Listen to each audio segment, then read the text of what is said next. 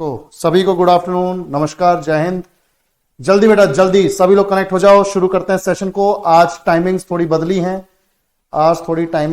हैं, क्योंकि घर पे थोड़ा कुछ काम है, इस चक्कर में टाइमिंग्स को बदलना पड़ा। पर क्लासेस नहीं रुक सकती तो क्लासेस को नहीं रोकेंगे, ठीक है। चलो सभी को नमस्कार, जय हिंद, गुड आफ्टरनून। और आज हमारा एटीएम बैच में पार्लियामेंट 2 यानी पार्लियामेंट का पार्ट 2 हम चला रहे हैं, ठीक है। तो पार्लियामेंट का चैप्टर 2 जो है वो हम कवर करने वाले हैं। तो शुरू करते हैं सेशन को। सभी लोग एक बार जल्दी से जुड़ जाओ बेटा। बहुत बहुत धन्यवाद सौरभ बाबू, बहुत बहुत धन्यवाद। चलो बेटा। देखो आज ज्यादातर लोगों को तो टाइमिंग्स ही नहीं पता होंगी, किसी के पास नोटिफिकेशन नहीं पहुंचा होगा, पर जो भी अवेलेबल हैं, जो भी स्टूडेंट्स अवेलेबल हैं, तो मैं आप सबको बता दूं कि आज हमारा पार्लियामेंट का पार्ट 2 चैप्टर है। पार्ट 1 में हमने पार्लियामेंट के बेसिक इंट्रोडक्शन को देखा था और राज्यसभा वाले क्वेश्चंस को किया था। आज हमारे पास पार्लियामेंट का दूसरा पार्ट है जिसमें हम लोकसभा को समझेंगे। तो याद रखो बच्चों, पार्ट 2, और इसमें आज हम समझेंगे लोकसभा को, ठीक है। और सेशन को शुरू करने से पहले आप सभी को बताना चाहूंगा, जो भी हमारे ऐसे स्टूडेंट्स हैं जो एटीएम बैच में तो हैं पर उनके बेसिक्स क्लियर नहीं है और उन्होंने फाउंडेशन भी ज्वाइन नहीं किया है, तो बेटा ये गलती मत करो। अभी सही टाइम है अपने एनटीपीसी के एग्जाम में, या फिर ये मान के चलो कि हमारा जो भी तुम्हारा एग्जाम है उसमें अभी 5-6 महीने का गैप है। मेनली एनटीपीसी की बात कर रहा हूं, तो वहां पे 5-6 महीने के गैप में तुम इस कोर्स को अच्छे से पढ़ के सारे सब्जेक्ट्स को बहुत बढ़िया तरीके से कवर कर सकते हो। जीके में मार नहीं खाओगे अगर ये कोर्स बढ़िया तरीके से कर लिया तो जिसने भी बेसिक्स क्लियर नहीं कर रखे, थ्योरी नहीं आती, 1% भी शक है कि थ्योरी में दिक्कत है, तो फटाफट से इस बैच को ज्वाइन कर लो और उसके बाद एटीएम और ये साथ में चलने दो, बढ़िया तैयारी होगी, ठीक है। पर जिसकी थ्योरी अच्छे से हो रखी है बिल्कुल ज्वाइन मत करना, कोई पैसा कोई टाइम वेस्ट करने की जरूरत नहीं है, सीधी बात है, ठीक है। पर जिसको जरूरत है वो इसको छोड़ना मत, ठीक है। अब पहला क्वेश्चन हमारा फर्स्ट क्वेश्चन है बच्चों अपने पास। फर्स्ट क्वेश्चन देखो सभी लोग, फर्स्ट क्वेश्चन है which state has the second highest number of seats in Lok Sabha. चलो बेटा जल्दी से बताओ, लोकसभा में सीटों की संख्या के मामले में दूसरे स्थान पर कौन सा राज्य है। वैसे आप सबको जवाब तो मालूम होगा जिनके बेसिक्स क्लियर है, जल्दी से जवाब दो। नहीं, थोड़ी इमरजेंसी है, इस चक्कर में मैंने क्लास यहां पे इस टाइम पे रखी है, ठीक है।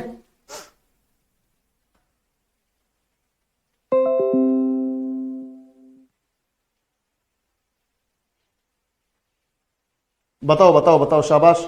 कोई बात नहीं, वो थोड़ी देर के लिए बफरिंग हुई है, इधर देखो ध्यान से। बिल्कुल, अब मैं आपको बता देता हूं, लोकसभा में बच्चों हमारे पास टोटल 543 सीट्स हैं। आज के टाइम में जो प्रेजेंट स्ट्रेंथ है लोकसभा की वो कितनी है बच्चों, 543 सीटें हैं, 543 सीट्स हैं। यानी जब लोकसभा चुनाव होते हैं, या इस बार भी जब लोकसभा चुनाव हुए थे, तो 543 सीटों पर 543 सीट्स पर इलेक्शन हुए थे, ठीक है। अब इन 543 सीट्स की अगर मैं बात करूं तो सारी की सारी ये इलेक्टेड हैं, सारी की सारी इलेक्टेड सीट्स हैं। यानी यहां पर इन 543 सीट्स पर जो भी इंसान पहुंचेगा वो निर्वाचित होकर पहुंचेगा, चुनकर पहुंचेगा। कैसे पहुंचेगा बच्चों, निर्वाचित होकर पहुंचेगा, चुनकर पहुंचेगा। तो इलेक्टेड मेंबर्स होते हैं 543, और ये आते हैं 530 तो आ रहे हैं राज्यों से, स्टेट से। कहां से आ रहे हैं बच्चों, राज्यों से, स्टेट से चुन के आ रहे हैं। जबकि अब बच गए 13, ये जो 13 है, ये 13 चुन के आ रहे हैं यूटी से, केंद्र शासित प्रदेशों से, ठीक है। कहां से आ रहे हैं, केंद्र शासित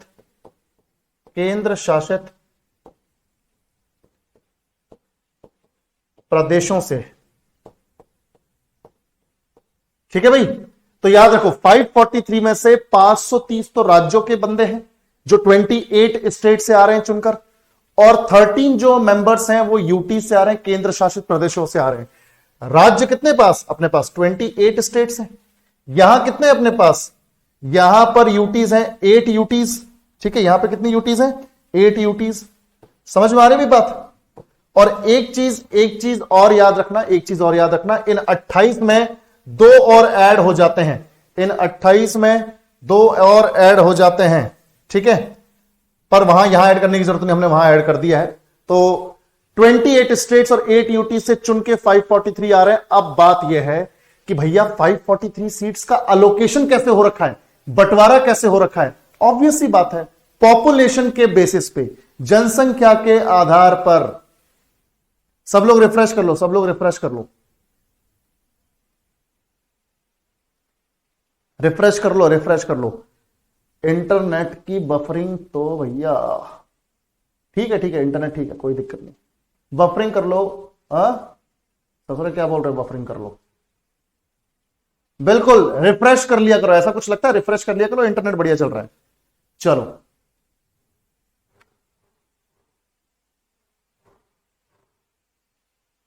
चलो बेटा ध्यान से देखो। तो which state has the second highest number of seats in Lok Sabha? तो बेटा याद रखना, टोटल 543 सीट्स हैं, सारी की सारी निर्वाचित हैं, यानी कि इलेक्टेड लोग यहां पर पहुंचते हैं। हर 5 साल में इलेक्शंस होते हैं। 530 बंदे आते हैं स्टेट से, 28 राज्यों से, और 13 बंदे आते हैं 8 यूटी से। और याद रखना बेटा कि 543 सीट्स का बंटवारा सभी राज्यों और यूटीज के बीच में, सभी स्टेट्स और यूटीज के बीच में पॉपुलेशन के बेसिस पे हो रखा है। जितनी ज्यादा पॉपुलेशन जिस राज्य में होगी, उस राज्य को उतनी सीट्स मिलेंगी लोकसभा में। जितनी पॉपुलेशन जिस यूटी में होगी, उसको उतनी सीट्स मिल जाएंगी। तो जैसे अब पहले नंबर पे अगर मैं जनरल एक सीक्वेंसिंग करके दिखाता हूं आपको, टॉप 5 बताता हूं आपको। देखो तो टॉप 5 देखें तो सबसे ज्यादा सीट्स यूपी के पास है। यूपी में 80 सीट्स हैं लोकसभा की। यूपी में कितनी है? 80 सीट्स। ठीक है भाई, ध्यान से देखो। बिल्कुल, वीडियो रुक रही है। वीडियो रुक कैसे रही है भाई? यार इंटरनेट तो बढ़िया चल रहा है यार, वीडियो रुक कैसे रही है? चलो देखो इधर पे, यूपी में 80 है, फिर महाराष्ट्र में 48 है। मैं जनरल सीक्वेंसिंग बता रहा हूं, मैं अभी ऑप्शन पे नहीं जा रहा हूं, मैं टॉप 5 बता रहा हूं तुम्हें। उसके बाद वेस्ट बंगाल में 42 है। उसके बाद बिहार में 40 है। ठीक है भाई, बिहार में 40 है। तो टॉप 4 ये बता दिया। और यहां पे एक आंध्र प्रदेश भी है। आंध्र प्रदेश में बच्चों 25 है। अब मुझे एक बात बताओ, गिवन ऑप्शंस में से दूसरे नंबर पे कौन सा आएगा? बताओ, गिवन ऑप्शंस में से दूसरे नंबर पे कौन सा आएगा? बताओ। चलो बहुत बढ़िया, सब कुछ परफेक्ट है, चलने दो बढ़िया। तो गिवन ऑप्शंस में से दूसरे नंबर पे, नॉर्मली तो सेकंड नंबर पे महाराष्ट्र को आना चाहिए, but Maharashtra is not in these options. तो महाराष्ट्र तो ऑप्शन में ही नहीं है, तो फिर किसके पास आएगा दूसरे नंबर पे? वेस्ट बंगाल। और वेस्ट बंगाल यहां पर है। तो याद रखना बेटा, उत्तर प्रदेश के पास 80 सीट्स हैं, आंध्र प्रदेश के पास 25 सीट्स हैं लोकसभा में, वेस्ट बंगाल के पास 42 हैं, बिहार के पास 40 हैं। The correct answer is west Bengal, Paschim Bangal. ठीक है, बहुत बढ़िया। अब मुझे लगता है समझ में आ गया होगा। ठीक है, चलो next. How many sessions of the Lok Sabha take place in a year? एक वर्ष में लोकसभा के कितने सत्र होते हैं? जल्दी बताओ। हम लोगों ने पढ़ा था पार्लियामेंट का, जब पहला पार्ट पढ़ा था तो उसमें बताया था कि पार्लियामेंट के कितने सेशंस होते हैं। भाई पार्लियामेंट के जितने सेशंस होते हैं उतने ही तो लोकसभा के होंगे और उतने ही राज्यसभा के होंगे। पार्लियामेंट का मतलब ही क्या है? लोकसभा, राज्यसभा, प्रेसिडेंट। चलो प्रेसिडेंट को साइड हटा दो, 2 हाउसेस अपने पास, लोकसभा, राज्यसभा। तो दोनों ही हाउसेस के 3 सेशंस हुए ना, दोनों हाउसेस के 3 सेशंस होते हैं। कौन कौन से? बिल्कुल, तो हम ऑलरेडी पढ़ चुके हैं, है ना भाई? तो पार्लियामेंट में दोनों हाउसेस शामिल हैं। तो पार्लियामेंट के सेशंस मतलब दोनों हाउसेस के सेशंस। और पार्लियामेंट के, संसद के, आप सबको मालूम है कि 3 सेशंस होते हैं। कितने सेशंस होते हैं? 3 सेशंस होते हैं पूरे साल भर में। पूरे साल भर में 3 सेशंस यानी 3 सत्र होते हैं। और ये तीनों सत्र मैंने तुम लोगों को कल भी बताए थे, मतलब लास्ट क्लास में भी बताए थे। और वो लास्ट क्लास में हमने देखा था, एक तो बजट सेशन होता है ना, बजट सेशन यानी कि बजट सत्र। उसके बाद एक होता है मॉनसून सेशन।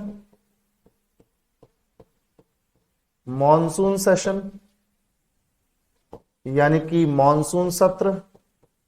मंथ्स बता दो फटाफट से, चलो मंथ्स बता दो तुम लोग तब तक। और एक होता है फिर विंटर सेशन यानी शीतकालीन सत्र। विंटर सेशन यानी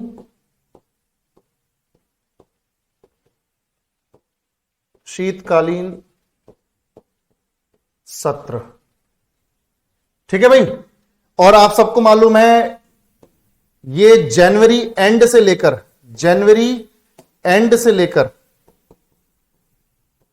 मई तक होता है। ये जुलाई और अगस्त खींच के कभी कभार सितंबर में चला जाता है, पर जनरली 2 महीने का होता है। तो ये तो मान के चलो 4 से 5 महीने, ये 2 महीने। और विंटर सेशन 1 महीने का होता है, मिड नवंबर से लेकर मिड दिसंबर तक। मिड नवंबर से मिड दिसंबर तक होता है। ठीक है भाई, ये हम सबको मालूम है। और मैंने तुम्हें यह भी बताया था कि 2 कॉन्सिक्यूटिव सेशंस के बीच में, 2 लगातार सेशंस के बीच में 6 महीने से ज्यादा का गैप नहीं होना चाहिए। 2 लगातार सत्रों के बीच में, 2 लगातार सेशंस के बीच में 6 मंथ से ज्यादा का गैप नहीं होना चाहिए। 6 महीने से ज्यादा का गैप नहीं होना चाहिए। तो ये हम ऑलरेडी पढ़ चुके हैं। और एक चीज अपने दिमाग में बिठा लो, बहुत इंपॉर्टेंट चीज बता रहा हूं मैं अभी। ये तीनों सेशंस जब भी शुरू होते हैं, जैसे मान लो ये जनवरी एंड में शुरू होगा, तो राष्ट्रपति की परमिशन से शुरू होगा। प्रेसिडेंट की परमिशन से सेशंस शुरू होते हैं। प्रेसिडेंट की परमिशन से, ध्यान से सुन लो बेटा, बहुत इंपॉर्टेंट फैक्ट्स बता रहा हूं। प्रेसिडेंट की परमिशन से सेशंस यानी तीनों सत्र प्रोरोग होते हैं। ये देखो, ये टर्म्स बहुत जरूरी हैं। प्रोरोग होते हैं यानी शुरू होते हैं, और राष्ट्रपति की ही परमिशन से सेशन मई में एंड होगा। ये जुलाई में शुरू होगा, अगस्त में एंड होगा। ठीक है, तो राष्ट्रपति की ही परमिशन से सेशन शुरू होगा, राष्ट्रपति की ही परमिशन से खत्म होगा। और प्रोरोग तो हो गया शुरू, और एंड को बोलते हैं, परमिशन से प्रोरोग होगा और एंड को क्या बोलते हैं यार, दिमाग से निकल गया ससुरा। प्रेसिडेंट की परमिशन से सेशंस प्रोरोग होते हैं, और एंड वाला जो वर्ड है मैं भूल गया हूं बिल्कुल, तो इसको यहां पे लिख देते हैं, खत्म होते हैं। अभी एकदम से दिमाग से निकल गया ससुरा। ठीक है, तो याद रखना, प्रेसिडेंट की ही परमिशन से प्रोरोग होगा और प्रेसिडेंट की ही परमिशन से एंड होगा। प्रोरोग मतलब शुरू होना, और एक वर्ड और है जो मुझे याद नहीं आ रहा है, अगर तुम में से किसी को याद है तो बताओ जल्दी जल्दी जल्दी।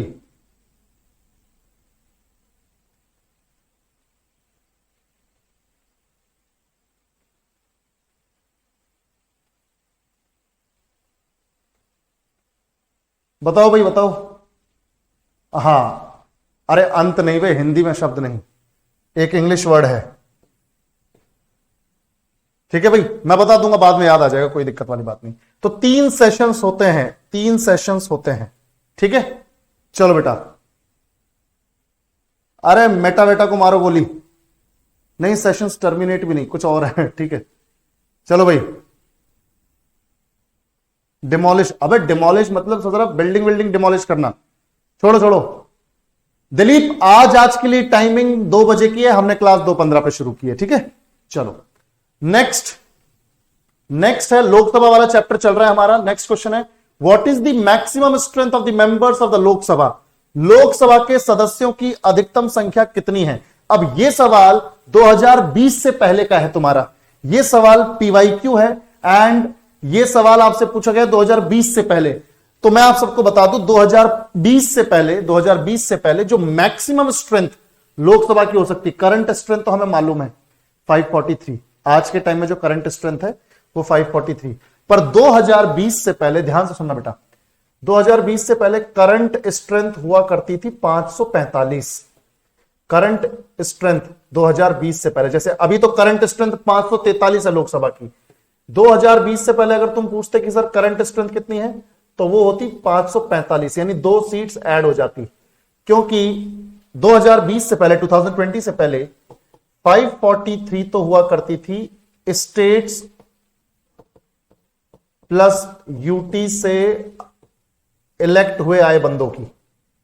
तो ये तो 543 सीट्स तो इलेक्टेड सीट्स होती थी स्टेट्स और यूटीज के बंदों की, और 2 लोग होते थे नॉमिनेटेड एंग्लो इंडियन कम्युनिटी के, nominated by president. Nominated members कितने होते थे? 2 नॉमिनेटेड होते थे बाय प्रेसिडेंट। कौन सी कम्युनिटी से? एंग्लो इंडियन कम्युनिटी से, एंग्लो इंडियन कम्युनिटी से।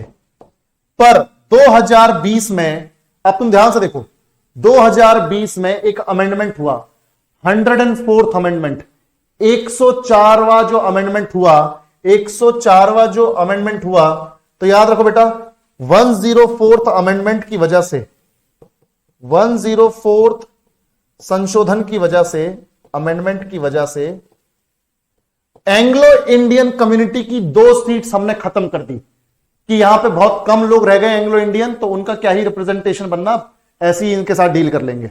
ठीक है भाई। सुरेंद्र बेटा ये लाइव बैच है, तो चाहे पॉलिटी हो चाहे इकोनॉमिक्स हो, वो सब उसमें होगा, उसमें होगा। ठीक है, टेंशन ना लो। चलो भाई ध्यान से देखो, बिल्कुल। तो अब सीन क्या है, 2020 से पहले 545 करंट स्ट्रेंथ थी, 543 तो ये इलेक्टेड लोग होते थे और 2 नॉमिनेटेड होते थे। 104th जब संशोधन हुआ, अमेंडमेंट हुआ 2020 में, तो उसके बाद ये 2 सीट्स को खत्म कर दिया गया, तब से करंट स्ट्रेंथ रह गई 543। ठीक है भाई, इतना समझ में आया? अब ध्यान से सुनो,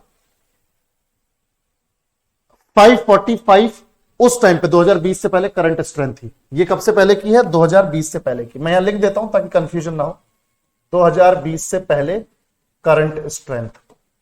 ठीक है, 2020 से पहले करंट स्ट्रेंथ। और 2020 से पहले जो मैक्सिमम स्ट्रेंथ होती थी वो होती थी 552। कितनी होती थी मैक्सिमम स्ट्रेंथ? 552। देखो करंट स्ट्रेंथ का मतलब है कि प्रेजेंटली लोकसभा में कितने मेंबर्स हैं। मैक्सिमम ये होता है कि मान लो एकदम से पॉपुलेशन में बूस्ट आ जाए, पॉपुलेशन बढ़ जाए, तो एकदम से अगर हमें सीट बढ़ानी पड़े, तो हमने ऑलरेडी मार्जिन ले रखा है कि अगर एकदम से पॉपुलेशन बढ़े तो हम बढ़ा के 552 कर देंगे। पर मैं 2020 से पहले एक बात बता रहा हूं, तो 2020 से पहले जो मैक्सिमम स्ट्रेंथ थी वो कितनी थी? अब क्योंकि सवाल उससे पहले का है तो यहां पे 552 मैक्सिमम स्ट्रेंथ लोकसभा की। ज्यादा से ज्यादा कितनी हो सकती थी? 545 से 552। अब तुम बोलोगे सर 552 में 2 तो फिर एंग्लो इंडियन ही होंगे। बिल्कुल, 552 में ऑब्वियस ही बात है, 2 तो क्या होंगे? एंग्लो इंडियन, 2 तो एंग्लो इंडियन होंगे। और 545 में 5 और एक्स्ट्रा लेके चलते थे मैक्सिमम स्ट्रेंथ में, कि अगर 5 सीट बढ़ानी पड़े, पॉपुलेशन बढ़ जाने पर एकदम से बढ़ानी पड़े, तो 5 सीट का मार्जिन लेते थे। तो यानी ध्यान से देखो, 545 से कितनी हो जाती थी? 550। क्लियर है सबको? इतना सबको क्लियर? बताओ भाई, ये सही है कि गड़बड़ है? बताओ बताओ बताओ, सही है कि गड़बड़ है? जल्दी बताओ। मैक्सिमम स्ट्रेंथ मैंने सही लिखी है, अगर थोड़ी सी भी नॉलेज है तो तुम इसे करेक्ट कर दोगे, अभी करेक्ट कर दोगे। जल्दी बताओ, क्या मैंने डिवीजन ठीक लिखा है? गड़बड़ है, करेक्ट करो इसे। थोड़ा तुम्हारी अटेंटिवनेस देखें हम। बताओ भाई, करेक्ट करो सारे लोग। गड़बड़ है तो करेक्ट करो।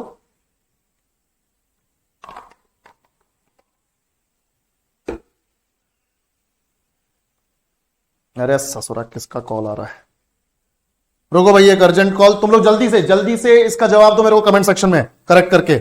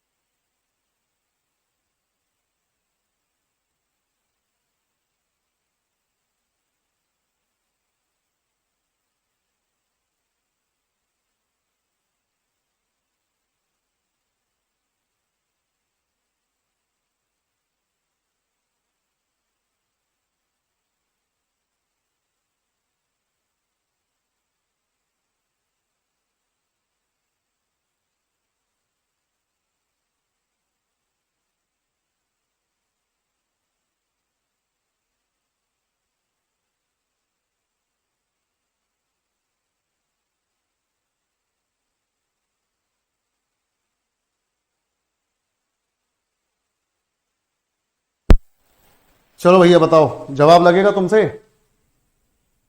543 सर, राइट।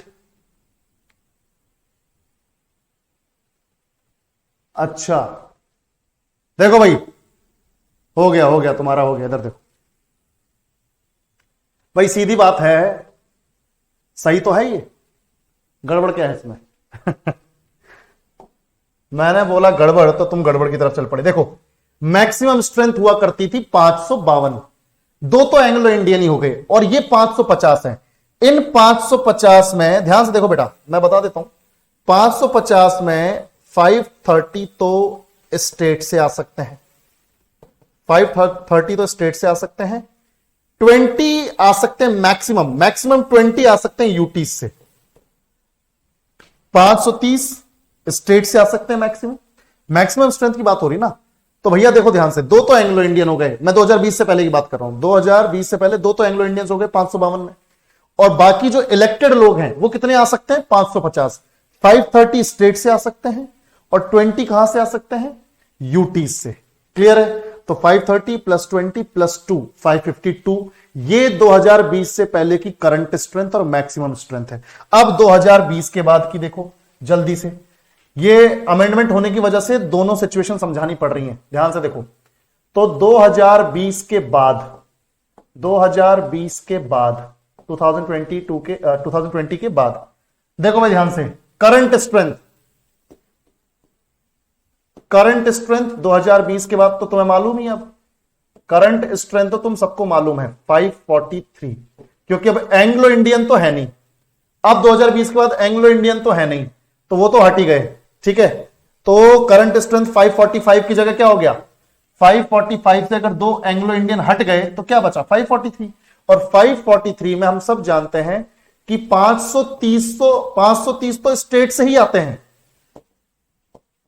स्टेट से ध्यान से देखो, स्टेट से ऑलरेडी मैक्सिमम स्ट्रेंथ आ रही है अभी भी। यहां पर हमने लिखा है कि मैक्सिमम आ सकती है स्टेट से 530, अरे भैया ऑलरेडी आ रही है, इतनी पॉपुलेशन है स्टेट्स में, तो स्टेट से तो ऑलरेडी 530 बंदे चुनकर आ रहे हैं। यूटी से यहां पर आ रहे हैं, अब अगर 543 में से 30 इधर आ रहे हैं, 530 543 में से 530 स्टेट से आ रहे हैं, तो यूटी से कितने आएंगे? 543 में से 30 माइनस कर दो, 13 आएंगे यूटी से, 13 आ रहे हैं यूटी से। पर अब अगर मैं मैक्सिमम स्ट्रेंथ की बात करूं आज के टाइम में 2020 के बाद मैक्सिमम स्ट्रेंथ की बात करूं, तो अब ध्यान से देखो मैक्सिमम स्ट्रेंथ का क्या स्टेटस है? मैक्सिमम स्ट्रेंथ का स्टेटस है 550 करंट मैक्सिमम स्ट्रेंथ है। क्वेश्चन के हिसाब से जब क्वेश्चन पूछा गया तो उस टाइम पे 552 थी, क्योंकि दो एंग्लो इंडियंस भी थे। करंट में मैक्सिमम स्ट्रेंथ 550 है, जिसमें स्टेट से मैक्सिमम मेंबर्स आ सकते हैं 530, जो कि ऑलरेडी आ रहे हैं, और यूटी से मैक्सिमम आ सकते हैं 20, पर यूटीज में पॉपुलेशन ज्यादा नहीं है, तो यहां से ऑलरेडी करंट स्ट्रेंथ हम देख रहे हैं 13 ही आ पा रहे हैं। तो याद रखना बेटा, यूटीज में पॉपुलेशन कम है इसलिए अभी 13 ही आ पा रहे हैं, अदरवाइज मैक्सिमम कितने आ सकते हैं? 20।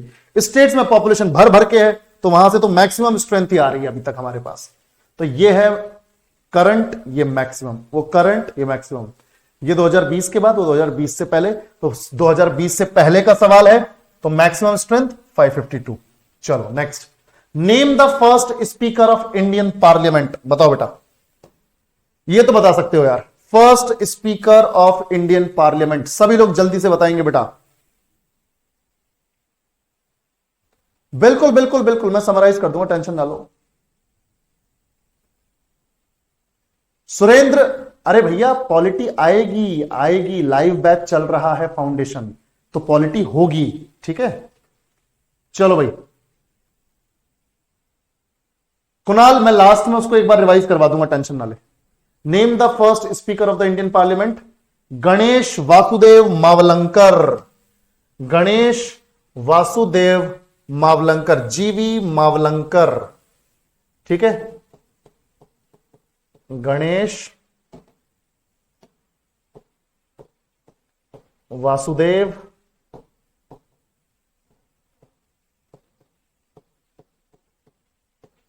मावलंकर। तो हमारे इंडियन पॉलिटिशियन रहे गणेश वासुदेव मावलंकर, और याद रखो हमारी फर्स्ट लोकसभा के स्पीकर थे, यानी फर्स्ट स्पीकर रहे हमारी लोकसभा के। जब पहली बार लोकसभा बनी 1952 में, उस टाइम पे पहले स्पीकर बने गणेश वासुदेव मावलंकर, जीवी मावलंकर साहब। और याद रखना फर्स्ट स्पीकर रहे ये 1952 से लेकर 1956 तक, 1952 से 1956, ठीक है, 1952 से 1956 तक ये पहले स्पीकर रहे। अब एक चीज अपने दिमाग में बैठा लो, क्या गणेश वासुदेव मावलंकर की पहचान सिर्फ इतनी ही है कि वो फर्स्ट स्पीकर रहे लोकसभा के? नहीं, इनकी एक पहचान ये भी है कि हमारी जो संविधान सभा थी, जो हमारी कॉन्स्टिट्यूएंट असेंबली थी, हमारी जो संविधान सभा थी, हमारी जो कॉन्स्टिट्यूएंट असेंबली थी,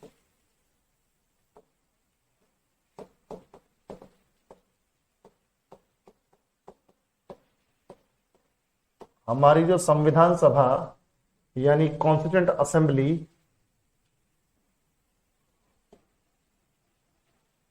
तो ध्यान से देखो, हमारी संविधान सभा, हमारी कॉन्स्टिट्यूएंट असेंबली के भी स्पीकर रहे हैं ये 1946 से लेकर 1949 तक ये स्पीकर रहे हैं हमारी संविधान सभा के भी। तो याद रखना, हमारी संविधान सभा के भी स्पीकर रहे। और उसके अलावा जो अंग्रेजों की बनाई हुई लोकसभा थी, अंग्रेजों के जमाने में जो लोकसभा हुआ करती थी उसे बोलते थे केंद्रीय विधानसभा, केंद्रीय विधायिका, केंद्रीय विधानसभा या केंद्रीय विधायिका, या उसी को बोलते थे central legislative assembly, central legislative assembly. अंग्रेजों के जमाने में लोकसभा का यह नाम था, सेंट्रल लेजिस्लेटिव असेंबली, केंद्रीय विधायिका, केंद्रीय विधानसभा, केंद्रीय विधानसभा या केंद्रीय विधायिका।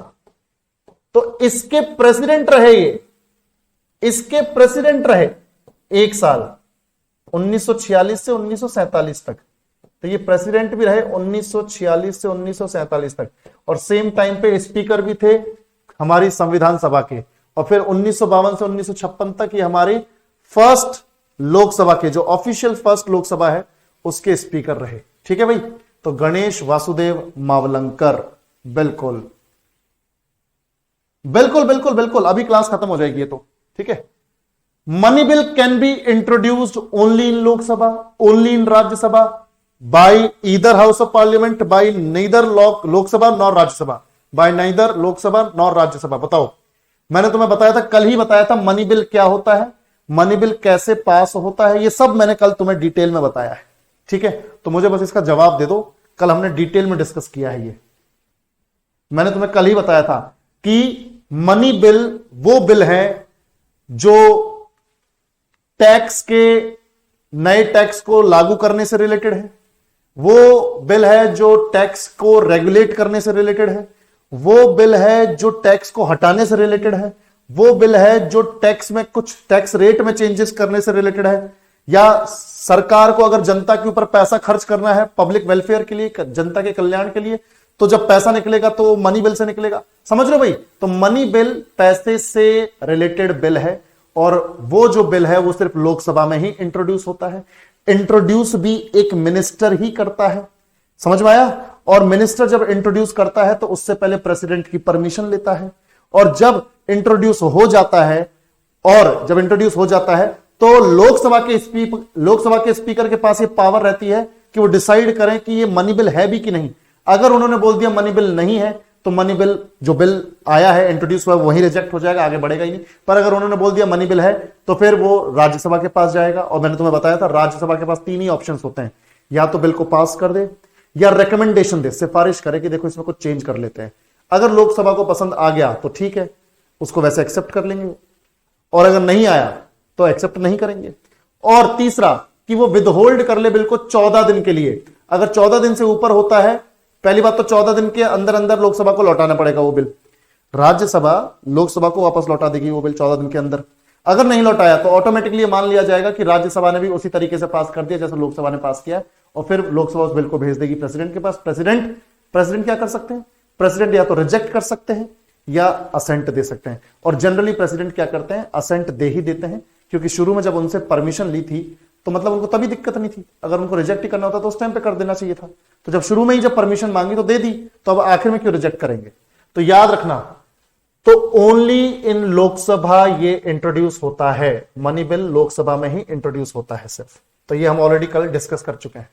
Who presides over the first meeting of a newly constituted Lok Sabha, नवगठित लोकसभा की पहली बैठक की अध्यक्षता कौन करता है। देखो भैया ध्यान से, नवगठित लोकसभा की पहली बैठक की अध्यक्षता कौन करता है। जैसे मान लो अभी लोकसभा इलेक्शंस हुए थे, बीजेपी ने सरकार बनाई, लोकसभा के जो लोग हैं पहली बार, अब मान लो जो 543 लोग जीते हैं, ठीक है 543 लोग जीते, इसमें ज्यादातर मान लेते हैं कि बीजेपी वाले थे और उसके अलावा बीजेपी के जो गठबंधन वाली जो पार्टीज हैं वो जीते।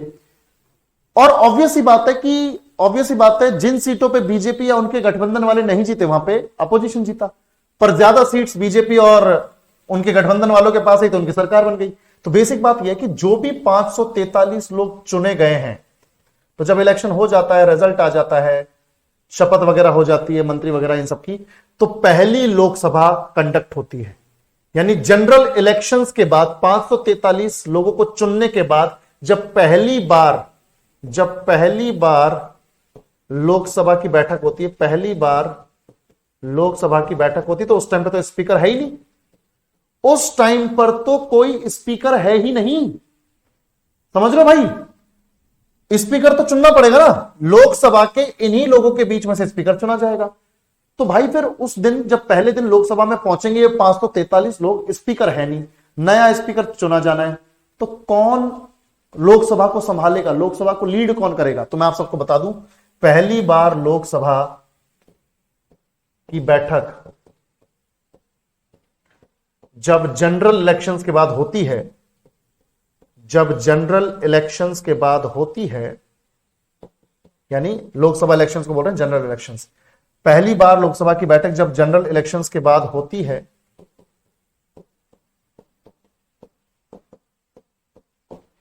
तो लोकसभा को प्रोटेम स्पीकर संभालते हैं। लोकसभा को लीड कौन करते हैं, प्रोटेम स्पीकर। लोकसभा को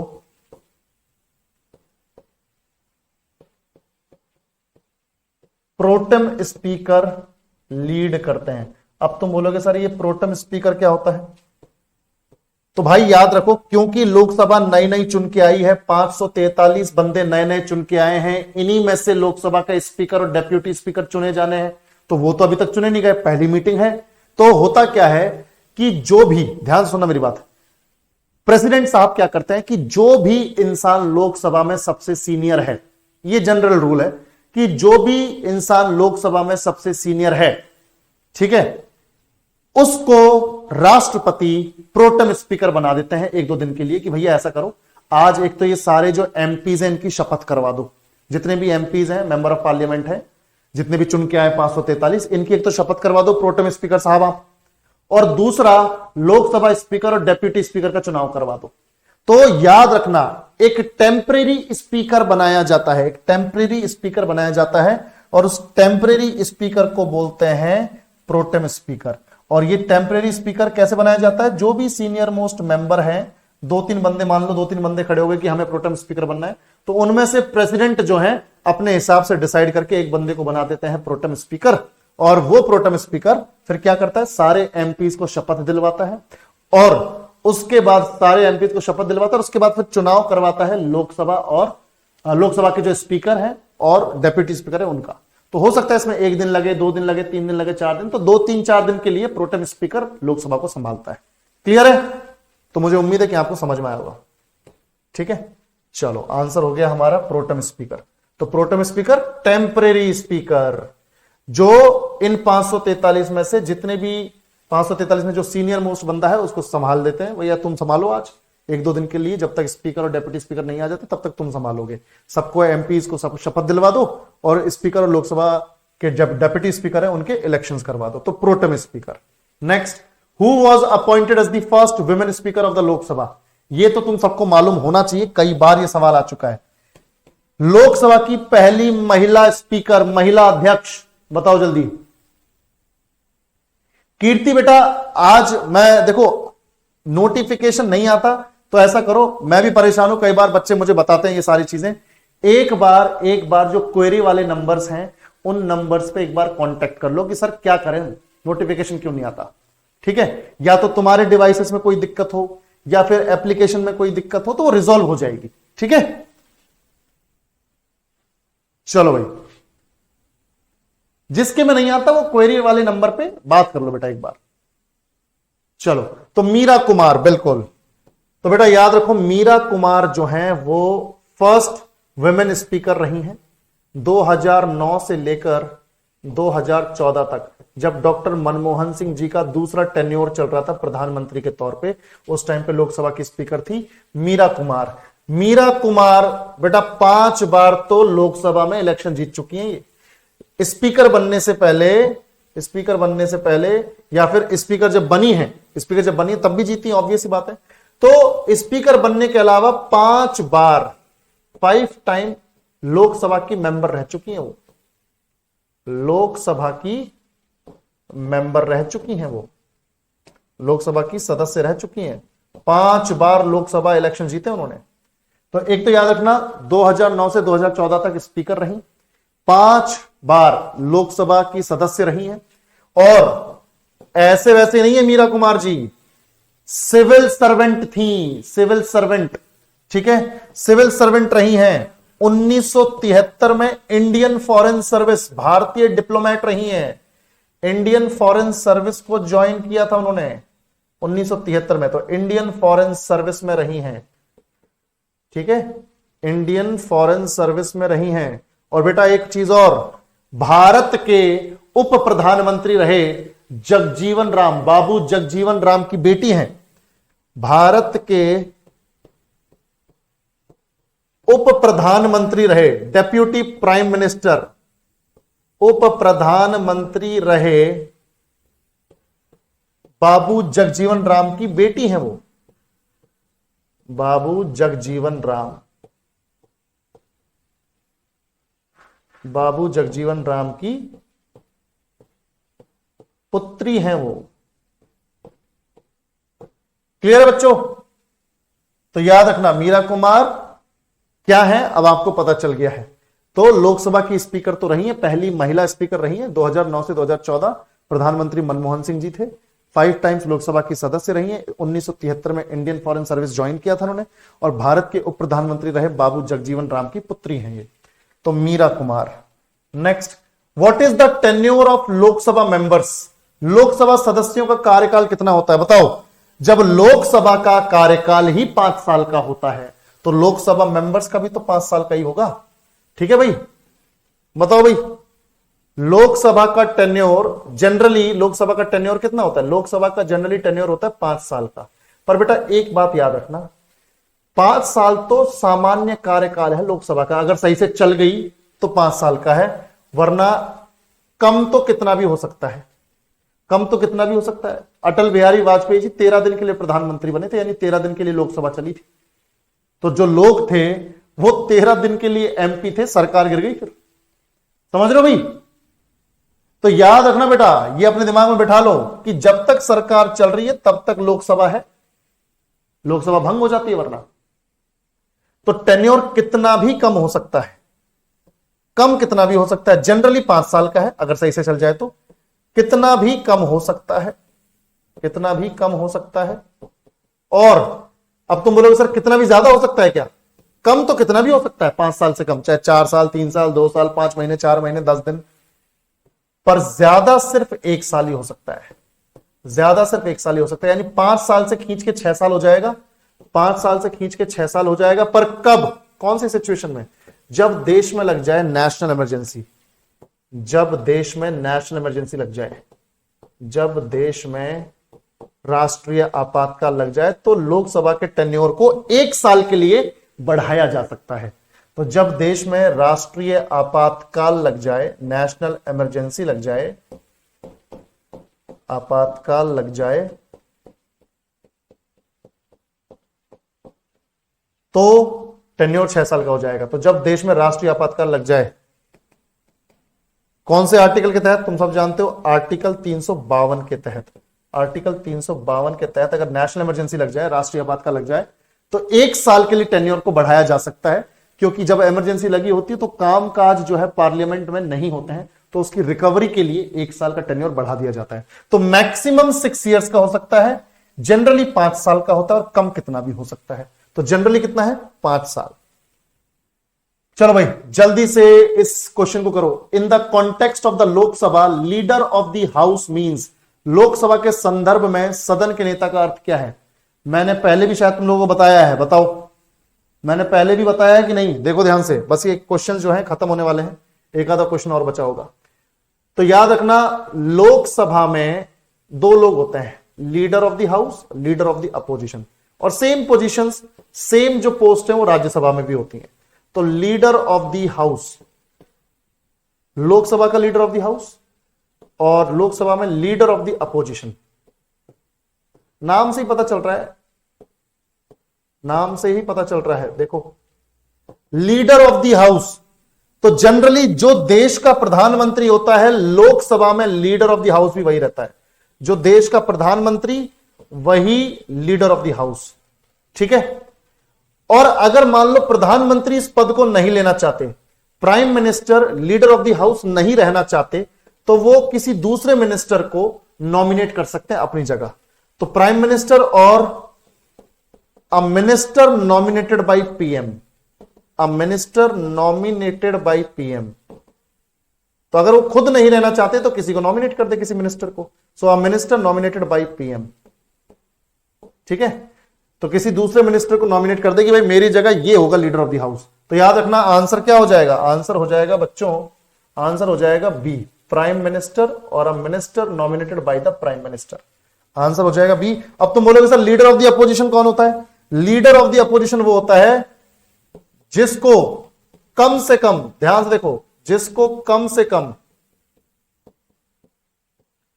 लीडर ऑफ द अपोजिशन का पहला तो ये हो जाएगा कि leader of the largest opposition party, leader of the largest opposition party.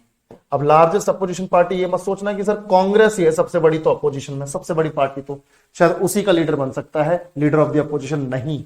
Leader of the largest opposition party, largest opposition party का मतलब है वो पार्टी जिसको कम से कम 1/10 सीट्स मिले टोटल सीट्स की, टोटल सीट्स का 1/10 सीट्स। ध्यान से देखो, लीडर ऑफ द अपोजिशन कौन हो सकता है? Leader of the largest opposition party. और लार्जेस्ट अपोजिशन पार्टी कैसे डिसाइड होती है? कि जिस पार्टी को कम से कम 1/10 सीट्स मिले टोटल सीट्स की, हाउस की टोटल सीट्स की। अब लोकसभा में टोटल सीट्स है 543, 1/10 क्या होगा? 54.3, यानी कि राउंड ऑफ करके 54 सीट्स। तो जिस भी पार्टी के पास कम से कम 54 सीट्स होंगी, ज्यादा कितनी भी हो, कम से कम अगर 54 सीट होंगी, तो उसी का नेता बनेगा लीडर ऑफ द अपोजिशन। जैसे इस बार जब जनरल इलेक्शंस हुए तो कांग्रेस के पास आई 99 सीट्स, चाहिए कितनी थी? 54। तो कांग्रेस ने किसको बना दिया? फिर कांग्रेस सबसे बड़ी पार्टी हो गई, लीडर ऑफ द अपोजिशन। तो leader of the opposition Congress की तरफ से आया राहुल गांधी। आज के टाइम में Rahul Gandhi leader of the opposition है, क्योंकि कांग्रेस को 99 सीट्स मिली, चाहिए थी 54, ठीक है। 99 सीट्स मिली है, चाहिए थी 54 सीट्स। समझ में आया बच्चों? तो प्रधानमंत्री या मंत्री द्वारा नामित, देखो ध्यान से, प्रधानमंत्री द्वारा नामित कोई भी मिनिस्टर वो लीडर ऑफ द हाउस बन सकता है। तो ये तुम्हें समझ में आ जाना चाहिए। लीडर ऑफ द अपोजिशन कौन होगा? जो लार्जेस्ट अपोजिशन पार्टी का नेता होगा।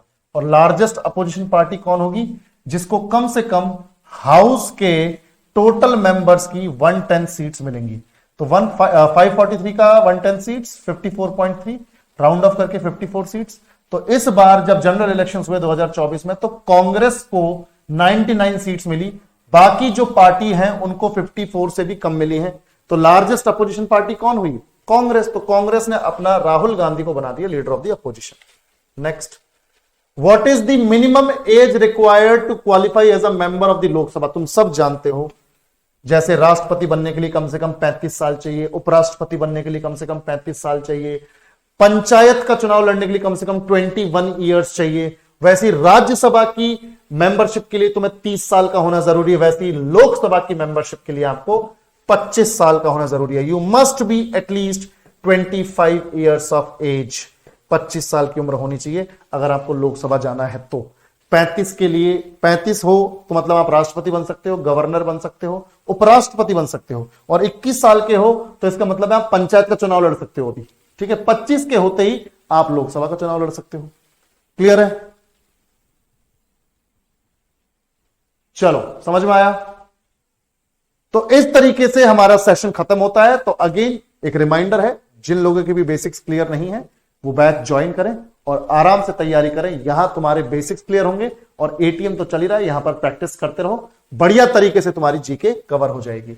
तो सेशन को यहीं खत्म करते हैं। थैंक यू सो मच बच्चों, और मिलते हैं फाउंडेशन की क्लास में। फाउंडेशन की क्लास अभी है 10 मिनट में, फाउंडेशन की क्लास है। आइलैंड्स को आगे बढ़ाते हैं। 5 बजे अपना 3 बजे की टाइमिंग है वैसे तो, हाँ 3 बजे की टाइमिंग है। 10 मिनट बाद मिलते हैं, 3:10 पे शुरू करते हैं, ठीक है। क्योंकि क्लास को चेंज वेंज करने में, की वगैरह डालने में थोड़ा टाइम लग जाता है। चलो,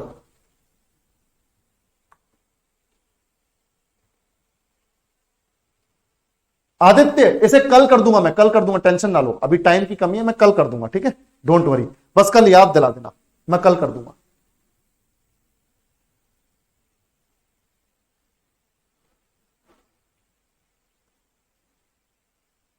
बिल्कुल कुणाल, बिल्कुल कल हो जाएगा, कल कर देंगे इसको, ठीक है। डोंट वरी, कुणाल और आदित्य कल याद दिला देना।